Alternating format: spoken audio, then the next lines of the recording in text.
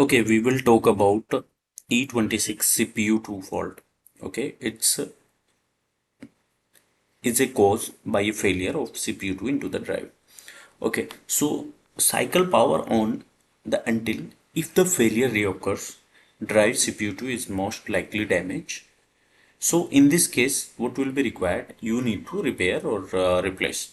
Okay, so E26 fault is fairly rare and almost always indicate that drive has occurred the same damage into the CPU2. So normally this come when you have a microcontroller into your drive. So when that microcontroller damage, there is a hardware issue, normally it's happened at that time only. So in this case, we need to repair it. We need to call that organization from which we have purchased.